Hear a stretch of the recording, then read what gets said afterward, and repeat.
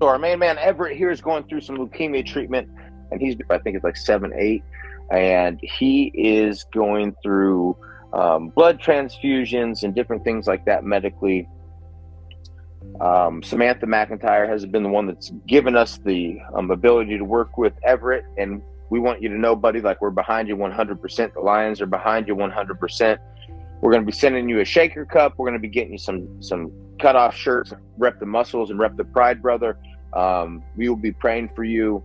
Paul and his church group, we're going to put you on my mother's prayer list, and we're going to take care of you, brother. I'm going to let Paul talk a little bit more about some things that we're going to do here moving forward. But I tell you right now, buddy, we'd love to get you when you're feeling good and you're feeling a lot better.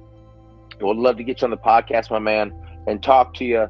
And just give everybody this insight to this fight. And we're here fighting with you, my man. And we're going to let Paul talk here real quick about what it means bringing this guy in. And I'm going to let Paul talk a little bit about an expansion of our brand that we're going to do with Everett. And because of Everett, we're going to, for the Cubs, we're going to extend children's clothing and stuff like that out there for everybody. And if you want to support Everett in his fight, then come buy some of our clothing for the line, and we will put 100% of the proceeds back to Everett and his battle.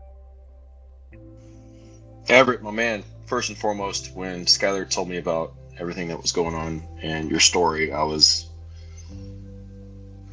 blown away, because I can never imagine going through that, and especially going through that at your age. So it hit us all right here, man. That's why we got behind this without even a shadow of a doubt. This is something that's very important to us. And it should be important to a lot of other people as well. And just like Skylar said, just know that we're there for you, man. And we got you back. We want you to basically, come through this on the other side, just as the lion that's within you. And like Skylar said, we have begun the process to create another side of our company for the Lions, which is for the Cubs, for strong individuals like yourself, the youngsters that are going through some hard times, going through some tough challenges at the moment, and just understanding that there's light at the end of the tunnel. There's something bigger and better out there for you. And this challenge that you're going through right now, you're going through for a very specific reason. And that reason is to make you a better person, is to make you help others, is to make you understand how valuable this life is that you've been gifted. So with that being said, we'll leave it at that. We got your back. You're a lion. You got the heart of a lion, and we're going to make sure that you pull through this, and you're going to come on the other end a beast. You show off those guns with the tank tops, just like Skylar said. And you're going to represent for the Cubs for us, man.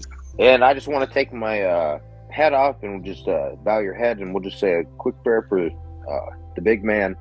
Lord, just put your hands on Everett and just heal him from the inside out. Just know that he's got an army behind him, and he's going to have a bunch of prayer warriors, and we will be there with him every single step of the way. And when we have you and the promises that you promise us when we live in your light, we know that we can conquer anything.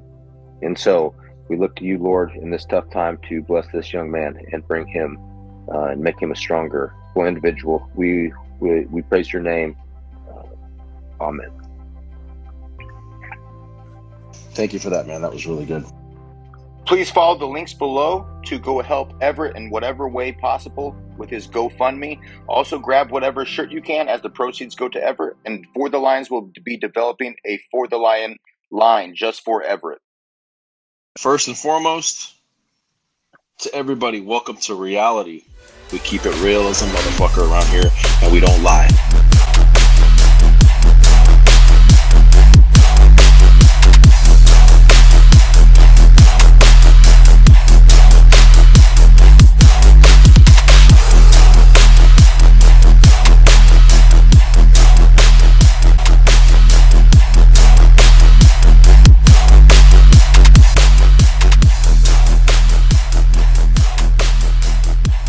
Why is it so hard to get family, friends too, but mostly family, to see the light when it comes to fitness?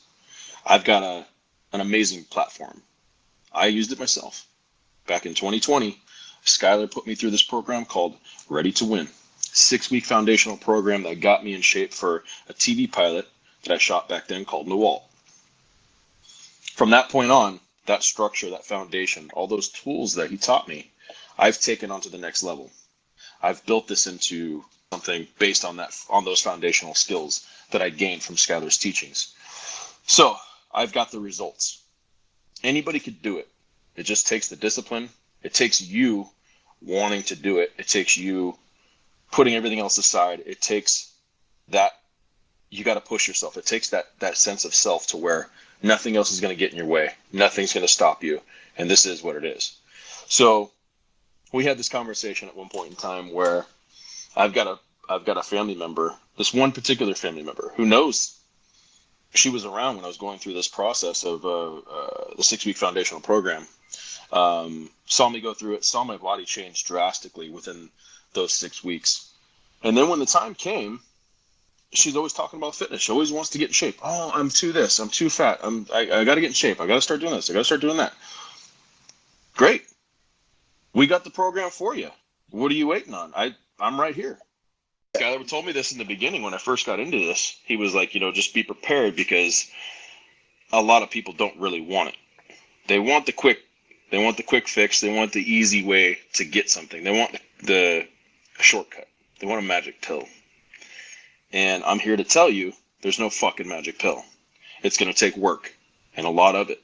Dedication, commitment. And it's going to take that routine, structure, and discipline that I always talk about to really attain the goals that you really want. Most people don't have it in them to go for it, to do it, and to stay committed to it once they do attain it or even get close to it. So Skylar remembers perfectly when this whole particular situation was going on. So this family member wanted to do a program with me. Okay, cool. Let's get you set up. Procrastination. Always put off. Well, how about Monday? How about next Monday? How about the first of next month? Cool. I'm not here to force anybody to do anything. The program's there. If you want it, it's there. Let's do it. If you don't, you don't. But it really began to blow my mind when all of a sudden she started this new program, quote unquote. And do you remember what this program was? Not the boot camp one, but the first one. The booty shaking. There you go. The booty one. Remember, you looked it up. I hadn't even had a chance to look it up yet. I just talked to you on the phone, and I told you what the thing was called, and it was like. Yeah, because I'm a prick when it comes to fitness. So, like, when somebody doesn't do my program, I'm like, let's see what program was better than Skylar's then, or what has more education or knowledge. And then I'm like, okay, because I know how hard it is to get your family in. And so I'm like, let's see what they're doing. And then I looked, and it's like an ass-shaking thing. And then I'm like, Paul, ask her if they're checking calories. Ask her if they're doing macronutrients. And he's like, okay. So he goes and asks her. And then obviously they're not. Shocker. Bro, when Skylar looks this up, on the cover of this it was like a set, right? Like a DVD set or something. Anyway, that's what it looked like online. Yeah. It was Nicki Minaj and her ridiculously big ass. And the title of it was. Are we even sure it was Nicki Minaj? Or and it was? I don't. Whatever I looked at was not Nicki Minaj. What I looked at, maybe Nicki Minaj didn't know, but that's genetic. So, like your aunt thinking she's going to do these booty shaking things that these Latin chicks and black chicks are doing that have big butts and just are genetically kind of built that way. You're not going to be built that way. So you can't do that. That's genetic. That'd be like some guys that say, oh man, I want Paul's chest. Your insertion points, if they're not like Paul, then they're not going to be, you're not going to look like Paul. So that's why it was so funny when we saw that. You were like, hey, just so you know, your family is going to be they're going to come to you. They're going to be like, how do I do this and how do I do that? And sign me up. And then when it comes down to it, they're never really going to do it by and large. So it really just kind of, it hurt my brain. It hurt my brain when so like the booty shaking one, just to backtrack real quick, I was like, what's the program called? She told me. I looked, told you about it. We looked it up. But yet that's not the goals that you told me that you wanted to achieve. You wanted to, you were talking about where you wanted to lose weight and what you wanted to do as far as fitness was concerned, not about a twerking class. So anyway, somebody probably introduced this to her, or she came across it and impulse, let's just do it. Right. Yeah. So I was like, anyway, whatever. So I kind of just wrote it off. I wrote her off, honestly, as far as fitness was concerned. At the end of the day, bro, the teacher will appear when the student is ready. You know what I mean? And still to this day, that particular student isn't ready. So the next one that came along that I heard about and was the, what's that dude's name? Chris Lelaine. Yep. Chris Lelaine. Chris Lelaine. You know what I mean? And we're going to go ahead and call him out. We looked him up and checked all his stuff. But he does cool stuff. I respect him. He uses the same program as us. He uses Trainerize. He does some workouts in his garage and shit like that. So he probably does some online training. The amount of money that he charged her, from what you told me, is gosh damn ridiculous. She spends like over $1,000 for this program. Yeah, insanity. Yeah, dude. It was a great eye opener for me. And then what she got was the same thing. She couldn't answer the core questions that we ask every client. The first thing I went to was, what do you set your calories at? She had no idea what I was even talking about. Boom. And that's like the most basic thing that I learned from you is calories in, calories out, right? Calories. Well, how are you gonna? Let me ask you this, Paul. How are you gonna gain muscle? Up the calories and up my protein. I mean, yep. Caloric surplus and more protein. So if you don't do that, you're not going to gain muscle by the science of it and the study. So You want to lose weight? What do we do, Paul? Put yourself in a caloric deficit, up that cardio. Yep. And if we want to drop weight, Paul, and maintain muscle, then what do we do? We're gonna put ourselves in a caloric deficit, maintaining a high protein intake while doing low intensity, steady state cardio. The grasshopper has become the master. I mean, for real, that's what it is. And so, like, when people want to make it a lot of these bullshit coaches, bro, are going to make it more difficult. You have to have me. You don't have to have me. You have to have me and Paul, because we create a family. We have other businesses that can supply you. We can give you a business opportunity, but we also have the science. So you come to us, you get science, you get posing. And a lot of people will subcontract to a posing coach. No, me and Paul handle all that stuff. And for sure. And that's where I love Paul, because he's a sponge. Look at what he did. Just relayed everything I've ever taught him and hit it pitch perfect. And the science backs up everything that we say. And we will show you the studies with that.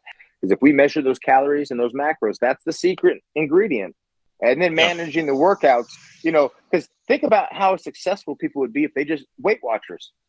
Successful for years for only making people lose weight. Now they're realizing to maintain more lean body mass, they need workouts. So now their app is including, and that's from fucking years of them not fucking getting people to like how they look. Oh, when you lose weight but you don't build muscle, you look like pudding, look like poopy. Yeah. So that's the thing is people are like, oh, I lost 25 pounds. Why do I not like how I look? Well, because you can only bench press the bar. So that's why you look like Jabba the Hutt still, even though you lost 50 pounds. You know what I'm saying? So, like, you have to build muscle. And then when the people are like, I'm building muscle, I'm working out every day. And I'm like, okay, how much cardio you're doing? How many calories are you eating? I have no idea, and I don't do any cardio. Okay, well, that's my great. favorite. Dude, that's my favorite response is, are you measuring your food? Are you measuring your intake? How much are you taking in? Oh, I eat about the size of my palm. What does that even mean? Very nice lady. She trains at the gym up the road that I work out at. She said she's measuring her food, and I said, I'm a prick. Paul can attest to this. So she says, I measure my food. And I said, that's nice. How do you measure it? She's like, what do you mean? I was like, do you use measuring cups? Use a scale? You just eyeball it? And she said, oh, I just eyeball it. I'm like, oh, how do you know how much is there then? Because if you could do that, then you're a fucking magician. Harry Houdini himself has came back and said, there's no way. There's no way, dude. You could just Paul, come on, bro. If you were looking at something, you're like, yeah, that's 150 grams of chicken for sure. I'd be like, now once you've done it for Say it, Paul. With Once you you've and done me, it because we measure food like on a so many consistent times. basis for competition Yes, every single exactly. day of every single godforsaken week. Like I can eyeball it and get pretty close, but it's still not to to that little tiny fraction of a measurement that we need to do as far as competition. And as far as if you really want to make the fucking gains, if you want to see the difference in your body, then yeah, why not measure your shit? Why not track your intake? Well, Why the other not thing calculate is your macros? caloric deficits don't always come from just people have this idea in their head that they have to diet and they have to cut foods. You don't have to cut foods. You can eat fast food and lose weight. You have to track it and still be in a caloric deficit by the end of the week, by the end of the month. We do refeed days. We do refeed weeks, diet break for weeks. We'll do things like that. And so that's the thing, is that they don't understand that it's a puzzle. But when you broke it down for me, and that first phone call I ever had with you, and you said, because I didn't know, I was totally new to the whole ball game of tracking, of measuring, of anything, right? My fitness pal, any of that. And you said to me that the easiest way to break it down in layman's terms for people to starting this whole process is, you said to me, you said, dude, you can eat McDonald's every day if you want. Just track it. And if you're landing within the realm of the caloric goals that you're given, then you're going to lose weight. I mean, obviously that's not going to be the healthiest way to do it, but that's the easy. And then I just kind of, for whatever reason, that clicked in my head, and I was like, okay, that makes sense. Obviously I'm not going to be getting my protein goals. I'm not going to be hitting all this stuff because my calories are going to be all eaten up by a fucking McDouble or whatever, right? Yeah. But we can lose. Example let's say you gave go ahead. Was very accurate. Yeah, no, I mean, I tell people all the time, I'll give you a ridiculous example and then a realistic example. Ridiculous example is that if you ate 1,800 calories of ice cream and you had to be at 1,800 calories, and let's say you even did cardio, so you burned another 200, 300, 400, 500. So you're going to drop body weight, you're going to drop body fat. Now, ice cream doesn't have what? It's not going to have your protein. You might have a little bit in there, but it's not going to nearly get you where you need to get. You even did better than what I was expecting. You're probably going to have some, it's got some dairy in there. So you probably got a little bit of protein that'll accumulate to something if you're eating that many calories of it. But you're not going to have enough to maintain that muscle, that beautiful muscle that we want for bodybuilding, for good physiques and things like that. So that's where I tell people, it's like, that's where fast food, it does have the nutrients. It might not be as nutrient dense as foods that you're cooking at home and things like that. And that's what we want to really look at, is like, hey, I can eat fast food twice a week and feel good and hit my calories and still be losing weight.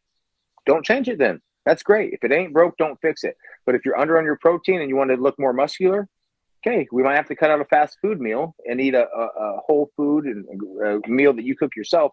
And that's where the cool thing is with bodybuilding, it's just the extreme. So that's why we can work with the general population, is you can say, hey, this is your goal. You're just going to do a minuscule amount of what we do with bodybuilding, but you're still going to be in a deficit, still going to be maintaining protein. And that's the thing, is like football, you do strength and condition, you do strength training all the time. Football, because you got to get stronger. Bodybuilding, what do? We strength train in the off season, then we cut, do hypertrophy and things like that, and then we strength train and hypertrophy and cut. And so we go through a phase where every time we come back to strength, we're a little bit weaker, right? Well, same thing with these general population people, because they're not saying, oh, I just want to get stronger. That's like a power lifter. So you max them, they end up cutting some weight at some point and dropping weight. And then when you remax them, because you've done a deficit phase, then they start to come back to their strength training phase and they've dropped some strength. That's more realistic to bodybuilding than it ever will be to any other sport, because the other sports just stay in that. Matt Nelson, Brett, we ought to get Matt and get Brett on here. They're fucking amazing strength and conditioning coaches at the collegiate level. They'd be able to tell you that 100% that when you have a sport, it's just always training for that sport to get stronger, to get faster. For bodybuilding and general population, we're going through deficits. We go through building phases. No other sport really does a lot like that. Powerlifting, they don't go through deficits. Why would you go through a deficit in powerlifting? You might go through a no, they're going to be in a surplus probably the whole time, right? Bro, some of these goddamn powerlifting places will have fucking crock pots of food and they'll eat while they're lifting heavy weight. It's insane. It's insanity. It's like way different. Yeah, Richie, we'll get Richie on here, dude. Richie lifted with West Side Barbell, and their chapter down here in Florida. And so he'll tell you that it's all about, and he went up weight classes and then dropped, and it would hit world records and national records and things like that. And so he'll tell you that it ain't about what your body looks like. And that's why when he came to bodybuilding, it was easier on the body because it's more about how you look. I could bench more than Paul, but if his chest looks better, his chest looks better. So that's the thing, is it's not strength. It's more about a cosmetic and you know, it is kind of an artistic type of thing with the bodybuilding stuff. But that's what the cool thing is when you relate bodybuilding, it is really closely related to that general population that we coach. General population, I will say this for you guys, we do understand we have to entertain. We have to deliver a good program that gets results. You guys are paying for results. You don't care if I have a master's or that Paul almost turned pro in one of the hardest federations in the world. It doesn't matter. What matters is we get your results, and that's what you're paying for. And so that's why with the general population, we do a good job of mixing that in and empower people. You can give people confidence. You can change people's lives. I mean, they've done studies where people that are overweight and out of shape have done interviews, and they take the person that has less experience that is in better shape than the person that has more experience and is fat. And that is sad. That's the sad truth. And Paul can talk about it better than anybody, like we did last episode with Hollywood. I mean, Paul can tell you, if you come in sluggish and shitty looking, you're going to have to fucking act your fucking dick off. Can we say that on YouTube? Ass off? I don't know. Figure out which one you want to use there, Paul. Fuck them. But but you're going to have to act your ass off, because like Paul said, he said, hey, I met this guy that did like produced 3 or 4 like Sylvester Stallone shows, and this guy was like showing me off to everybody because he was jacked and tanned and ready for the show. And so I'm like, isn't it crazy the opportunities that are opened when you are in this type of shape? And it's not right, but it is just awesome meeting significant others, right? That maybe you would never meet that girl in your life, but you got in shape for this trip and you meet her. I've seen some of my clients have met down in Mexico, and then they find out they're from the same area, and then they end up getting married. But when you're going out on a trip like that, you're trying to get in shape. So it's just cool to empower people with that. And then the other thing is, obviously, like, number one for me is always health. You got good blood work. You got good, all these, your LDLs, your HDLs, your triglycerides. Low density lipoproteins is the bad cholesterol. Okay. So the LDLs, that's the bad cholesterol. And so that's where, if the bad cholesterol is super duper high and then you have a high cholesterol, then that's where you'd say, okay, yeah, I got to get my shit together.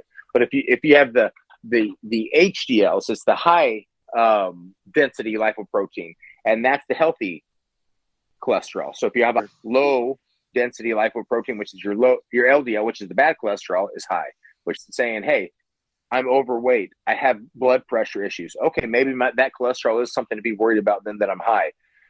That's one thing that you probably want to make sure you're checking with your doctor more often and getting blood work done more often, because it's math. It's low LDL, low density lipoprotein, and HDL, high density lipoprotein, added together, which gives you your total cholesterol.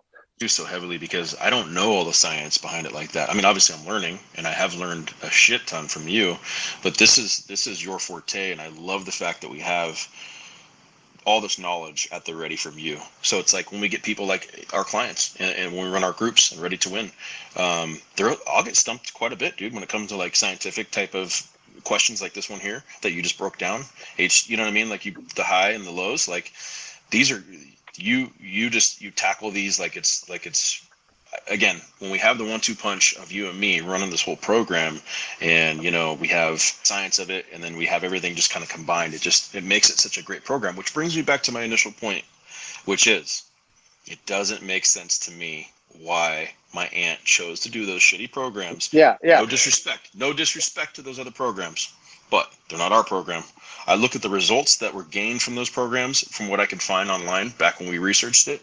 I didn't see shit, bro. I didn't see shit. Like me personally, if I was giving people the results, I'd be putting it up everywhere, just like we do for Ready to Win. Just because you just broke this down better than I could have articulated myself when you said it's all about helping and empowering other people.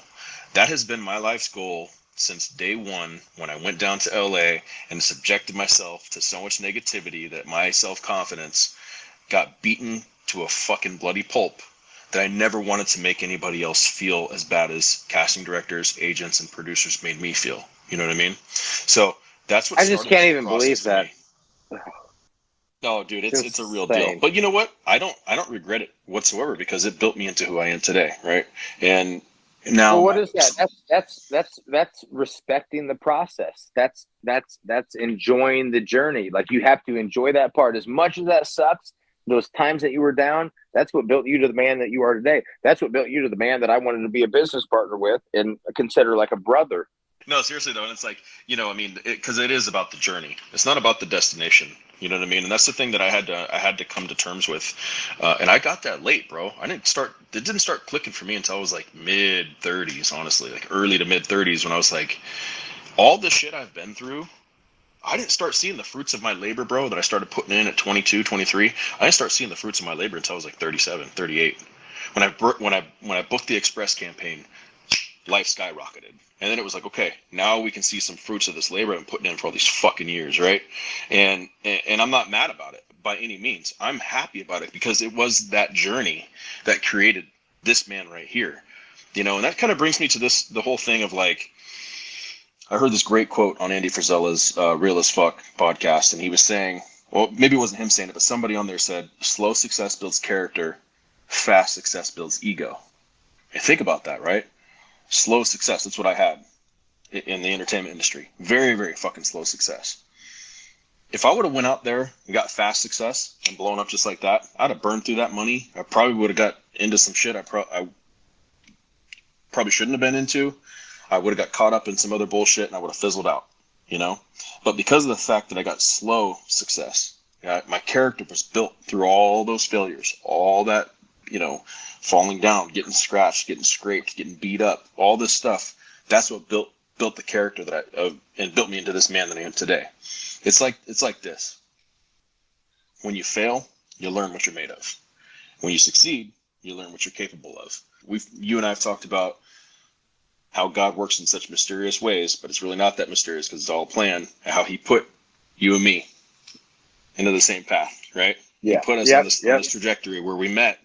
And who would have ever thunk it, bro? You got hired on as the strength and conditioning coach for the production. And then we ended up becoming best buds, brothers, business partners, all the above. Nobody would have ever thought that. Never. That's movie shit right there, baby. That's